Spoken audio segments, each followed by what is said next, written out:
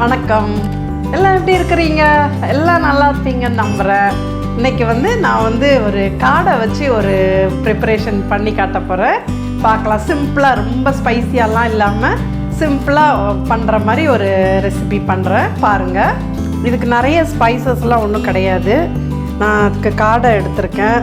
அப்புறம் வெங்காயம், பச்சை மிளகாய், இஞ்சி, பூண்டு, கருவேப்பிலை, கொஞ்சமாக தேங்காய், அது கூட சின்ன சீரகமும் பூண்டும் போட்டு 1-2 சும்மா அரைச்சி கடைசியாக போடணும். இவ்வளோ தான் இதுக்கு தேவையானது. நம்ம எப்படி பண்ணுறதுன்னு இப்போ பார்த்துடலாம். இதுக்கு முதல்ல தேங்காய் எண்ணெய் ஊற்றிக்கிறேன். தீபம் கோகனட் ஆயில், அது நல்ல வாசனையாக இருக்கும். இந்த ரெசிபிக்கு நம்ம தேங்காய் எண்ணெயில் பண்ணணுன்னா ரொம்ப நல்லாயிருக்கும்.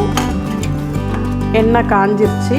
இதுக்கு நம்ம மற்ற நான்வெஜ்ஜுக்கு பண்ணுற மாதிரி பட்டை கிராம்பு எல்லாம் போட்டு தாளிக்க வேண்டாம். வித்தியாசமாக இருக்கும். நீங்கள் இதை இன்றைக்கி கடுகு போட்டு தாளிக்கிறேன். நான்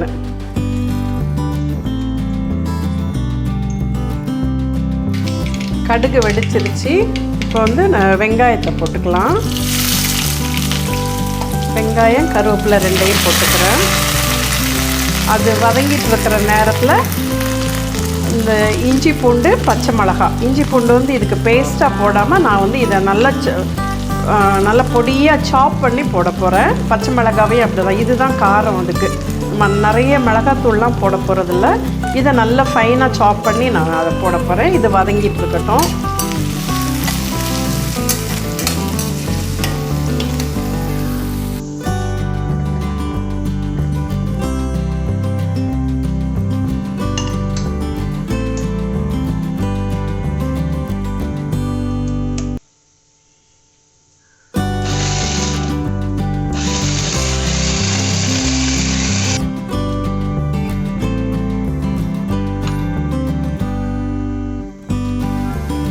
வெங்காயம் நல்லா வதங்கிடுச்சு.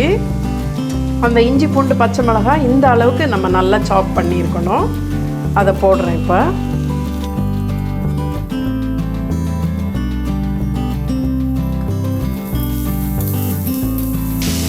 இது என் ஸ்டைலில் எங்கள் வீட்டில் பண்ணுற ப்ரிப்பரேஷன். இது காடை நம்ம முழுசாக காடை 65லாம் சாப்பிட்ருப்போம்.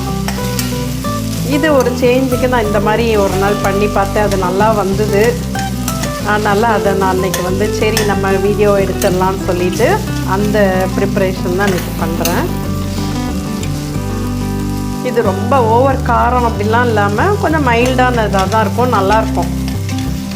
அதுவும் இது நல்லா தேங்காய் எண்ணெயில் பண்ணுங்கள். ரொம்ப டேஸ்டியாக இருக்கும் இந்த ப்ரிப்பரேஷன். இஞ்சி பூண்டு வதங்கி நல்லா வாசனை வரணும். அதுக்கப்புறம் நம்ம காடையை போட்டுக்கலாம்.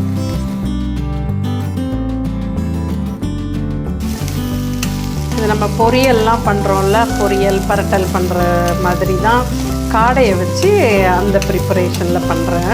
இது நல்ல வாசனை வந்துருச்சு. இஞ்சி பூண்டு வதங்கி இப்போ நம்ம காடையை அது கூட ஆட் பண்ணிக்கலாம்.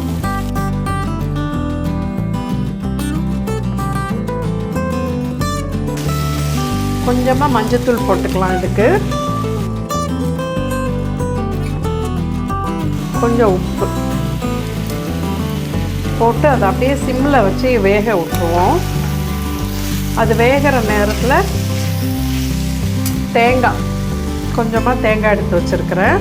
அந்த தேங்காய் கூட பூண்டு 2, கொஞ்சம் சின்ன சீரகம் போட்டு இதை நான் மிக்சியில் தண்ணி ஊற்றி நைஸாக அரைக்கக்கூடாது. இதை கொஞ்சம் குறப்பாக அப்படி பொரியலுக்கெல்லாம் போடுற மாதிரி, அந்த மாதிரி அவியலுக்கெலாம் நம்ம தேங்காவை உதிரியே அரைப்போம்ல, அந்த ஸ்டைலில் இதை அரைக்கணும். அது நான் சிம்மில் போட்டு வேக விட்டுறேன். இது ஆனால் சீக்கிரம் வெந்துடும். சிக்கன்லாம் வேகிறதோடவே இது சீக்கிரம் வேகும். இஞ்சி பூண்டு எப்போவுமே நல்லா அரைச்சி போடுறத விட கொஞ்சம் அப்படியே 1-2 தட்டி போட்டால் அது இன்னுமே நல்ல வாசனை, டேஸ்ட்டு நல்லாயிருக்கும்.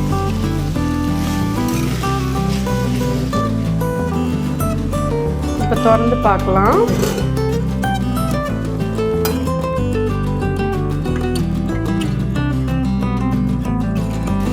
நல்லா குக் ஆயிடுச்சு. இது ஒரு 5 மினிட்ஸ் கூட வெந்தால் போதும். அதுக்கு மேலெல்லாம் வேண்டாம். இப்போ நம்ம ஒரு 2 மிளகாய், நான் ரொம்ப சப்புன்னு இருக்கிற மாதிரி இருக்குது, 2 மிளகாய் கீரி போட்டுக்கிறேன். இப்போ தேங்காய் கொரப்பாக அரைச்சி வச்ச தேங்காவை போட்டுக்கலாம்.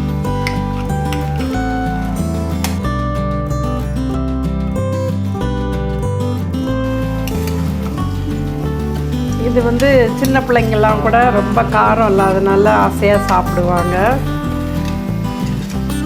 மிளகாத்தூள் அந்த மாதிரி ரொம்ப ஓவர் ஸ்பைஸியாலாம் இருக்காது. இது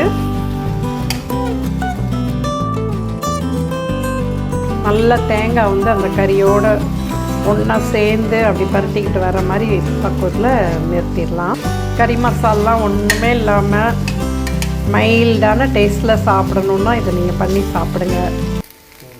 பார்த்திங்களா, நல்ல இந்த பக்குவத்துக்கு சுருளை நல்லா வந்துருச்சு. அந்த தேங்காயெலாம் கறி மேலே நல்லா பரட்டிக்கிட்டு நல்லா வந்துருச்சு. இப்போ நம்ம மேலே நல்ல கருவேப்பிலை மல்லி எல்லாம் போட்டு நிறுத்திடலாம். இது வந்து கேரளா பக்கம்லாம் நாட்டுக்கோழி வச்சு செய்வாங்க. நாட்டுக்கோழியில் இந்த ப்ரிப்பரேஷனில் பண்ணுவாங்க. நான் வந்து ஒரு சேஞ்சுக்கு நம்ம காடையை வச்சு அது செய்து பார்க்கலாமேன்னு வீட்டில் ட்ரை பண்ணேன். நல்லா இருந்தது.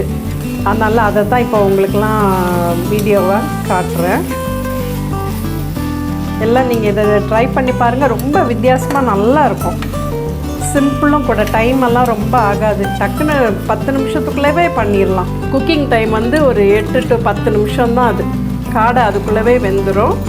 அதனால் நீங்கள் எல்லாம் இதை செய்து பாருங்கள். இப்போ வந்து நான் இதை சர்விங் பவுலில் எடுத்துடுறேன்.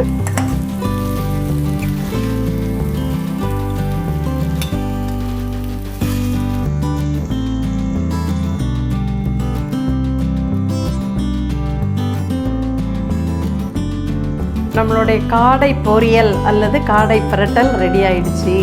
நீங்களும் உங்கள் வீட்டில் இதை செய்து பார்த்துட்டு எனக்கு கமெண்ட் பண்ணுங்கள். என்னோடய வீடியோ எல்லாம் நீங்கள் பார்த்துட்டு சப்ஸ்கிரைப் பண்ணுங்கள், ஷேர் பண்ணுங்கள், கமெண்ட் பண்ணுங்கள்.